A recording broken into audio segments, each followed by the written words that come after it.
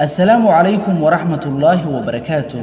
إلهي أي أسقناتي مهدي أمان إذلكيد الله سونا هنونشي أو هدنا أرزاقي أو هدنا نسيدة وحمغلا إيو إن حق أركا intaasi kadib waxaan ku salinayaa nabigeena Muhammad sallallahu alayhi wa sallam naxariisi nabadgeliyo dushiisa ahaatee maxaa yeelay qeyr ma jiro ilaa haduu jiro wuuna tusay sharna ma jirto ilaa haday jirtana wuu nooga digay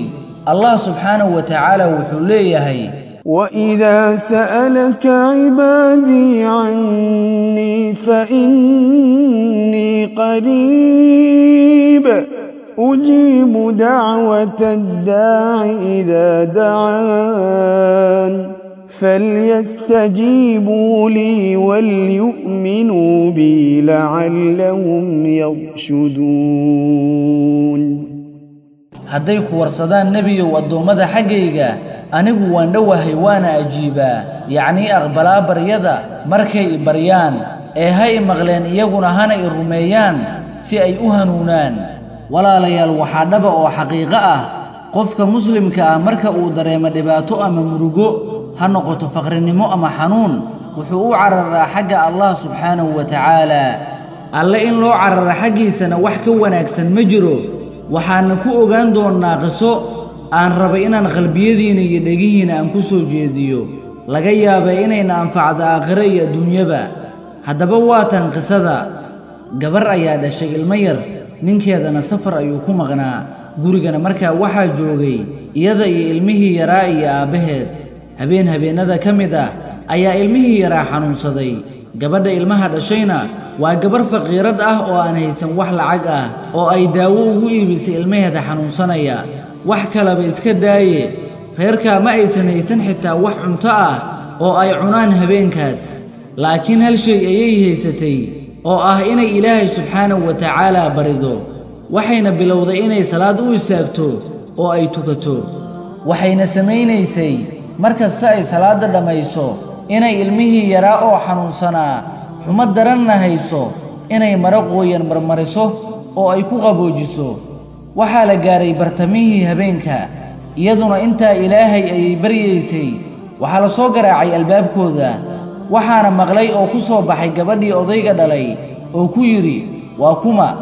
markaasuu yiri waa digtoorkii odaygii gabadha dhalay isagoo yaaban ayuu albaabkii furay kadibna ninkii albaabka soo garaacay ayaa yiri waxaan ahay digtoorkii aaway ilmihii xanuunsanayay odaygii isagoo yaaban ayuu ku yiri soo gal waxaana la dulgeeyay ilmihii yaraa oo xanuunsanayay ilmihii yaraa ayuu baaray kadibna daawooyin ayuu u qoray wuuna soo baxay albaabka guriga markuu maray ayuu yiri keena lacagtii aan ilmaha ku baaray ina dadajiyo waan daahsanahay markaasay gabadhii tiri wallaahi waxba ma haysano oo reer faqiir ah ayaan nahay xitaa cunto aynu cunno ma haysano iska daa lacag baaris ah markaasuu digtoorkii ugu jawaabay miyaydaan xishoonaynin maxaad ii soo wacaysaan kowda habeennimo haddaydaan lacag bixin karaynin markaasay gabadhii tiri dee anigu kuumaana wicin oo teleefon kuuma soo dirin markaasuu digtoorkii yiri dee yaa i soo wacay tan kale gurigan miyaanu ahayn gurigii hebel markaasay gabadhii tiri mayee gurigiisii ma ahan ee gurigiisa waa kan dariskeena ah ee inagu xiga markaabaa digtoorkii aad ula yaabay waxa dhacay wuxuuna ku yiri oo markaa idinku yaa tihiin waxay ku yiraahdeen annagu ilmaha yar ayaa inaga xanuunsanayay caawa markaasuu digtoorkii yiri Ilaahay ayaan ku dhaartay caawa wax kale Ilaahay ima uusan soo dirin inaan ilmihiina daaweeyo mooyaane markaasuu digtoorkii yiri ilmihii yaraa dib iigu celiya mar kale ayuu ilmihii baaray oo daawo u qoray kadibna inuu baxay ayuu u soo iibiyay daawadii waliba casho ayuu ugu soo daray waliba intaa oo kaliya ma ahane wuxuu u qoray mushaar joogto ah oo uu bil walba uu siinayo isagoo leh Ilaahay ayaa ii soo diray reerkan oo sababna iiga dhigay inaan wax siiyo ilmahoodii yaraa ee xanuunsanayayna aan daaweeyo halkaas ayay ku heleen reerkii biil joogto ah ilmihii yaraana loogu daaweeyey Allahu akbar ducada waa cibaado iyo magangeliyo dalab iyo isliidid Allah hortiisa Allah kor ahaye wuxuu yiri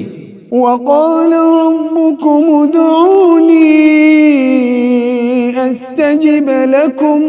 إن الذين يستكبرون عن عبادتي سيدخلون جهنم داخرين oo rabbigiin wuxuu yiri ibarya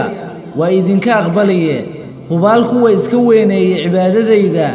yacni inay ibaryaan waxay geli doonaan naar iyagoo dulaysan allahna waa kan ugu deeqsisan deeqsiyaasha haddii uu addoonku baryo waa ajiibaa oo ka abaalmariyaa khushuuciisa allah hortiis nebiguna sala allahu calayhi wasallam wuxuu yidhi